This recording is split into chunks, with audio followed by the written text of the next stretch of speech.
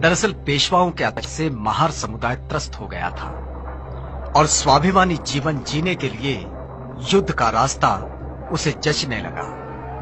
अब British army का वो हिस्सा थे और पेशवा के आह्वान से चिंगारी और भड़की। जैसे बाबा साहब डॉक्टर अम्बेडकर कहते हैं, जहां सहन शक्ति खत्म हो जाती है वहीं क्रांति का जन्म होता है। महारों ने सदियों से चले आ रहे अपने अपमान का बदला लेने पेशवाई के खिलाफ युद्ध का बिगुल फूंका और आधुनिक भारत में समतामूलक समाज निर्माण के नए इतिहास पर्व की शुरुआत हुई। भीमा नदी के किनारे बसे कोरे गांव की ये बात है। 1 जनवरी 1818। ये मुंबई के 19वीं सदी के शुरुआत की बात है।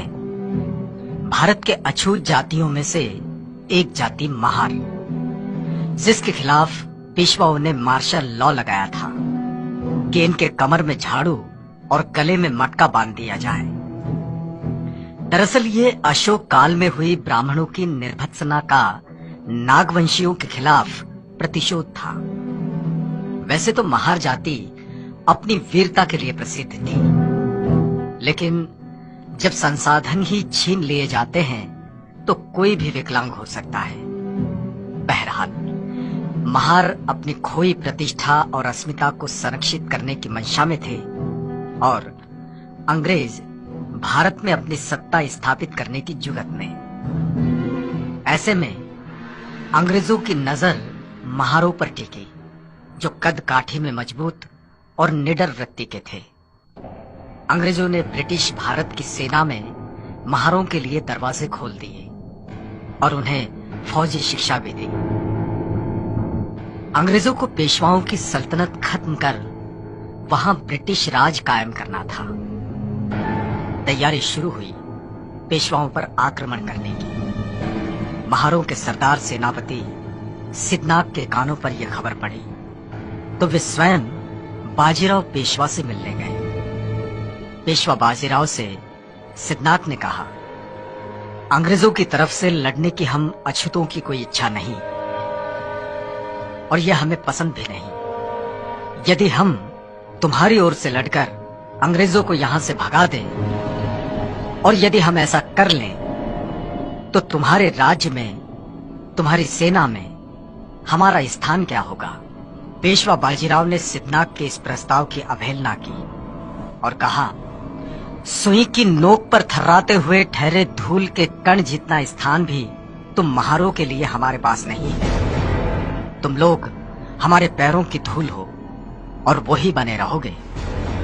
चतुर्वर्ण व्यवस्था ने तुम महारों के लिए जो नियम बनाए हैं उनमें थोड़ा भी बदलाव नहीं होगा। तुम नीच हो, नीच ही रहोगे। पेशवा के जवाब से सिद्धनाथ ठिठुर गए। उनका खून खौलने लगा और वे गरज पड़े, हम आज तक तुम्हारे अन्याय अत्याचार सहते रहे, लेकिन अब तुमने स्वयं ही अपनी मृत्यु रेखा खींच ली है। महारों ने शस्त्र उठा लिए हैं। अब ये उच्च वर्णीय मगरूरी मिट्टी में मिल जाएगी। युद्ध की भाषा हमसे ना करो।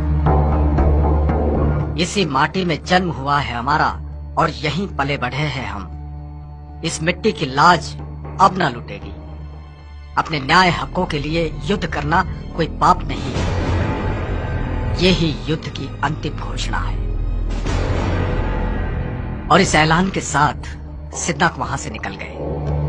दरअसल पेशवाओं के अत्याचार से महार समुदाय त्रस्त हो गया था और स्वाभिमानी जीवन जीने के लिए युद्ध का रास्ता उसे जचने लगा। अब ब्रिटिश आर्मी का वो हिस्सा थे और पेशवा के आह्वान से चिंगारी और भड़की। जैसे बाबा साहब डॉक्टर अम्बेडकर कहते हैं, जहां सहन शक्ति खत्म हो जाती है वहीं क्रांति का जन्म होता है। महारों ने सदियों से चले आ रहे अपने अपमान का बदला लेने पेशवाई के खिलाफ युद्ध का बिगुल फूंका और आधुनिक भारत में समतामूलक समाज निर्माण के नए इतिहास पर्व की शुरुआत हुई।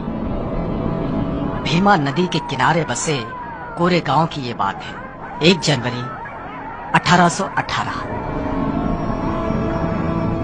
मुंबई के नेटिव इन्फेंट्री के 500 जवान, जो सभी महार जाति से थे, 250 घुड़सवार और 2 तोपें, कैप्टन स्टॉटन का नेतृत्व और सामने पेशवा के 25,000 से भी ज्यादा पैदल सैनिक और 3,000 घुड़सवार।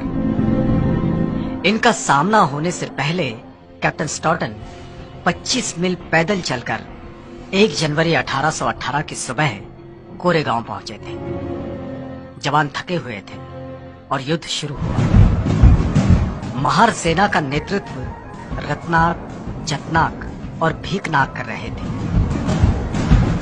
एक दिन एक रात ये युद्ध चला और देखते ही देखते पेशवा के 25,000 सैनिकों का धुआं हो गया। 500 महार सैनिकों के सामने पेशवा की विशाल सेना पौनी साबित हुई। इसमें अंग्रेजी सेना के 276 लोग गिरे। लड़ाई के धरातल पर महारों का सामर्थ्य किस स्तर का है, ये बात पूरी दुनिया ने देखी और इतिहास इस घटना से गौरवान्वित हुआ।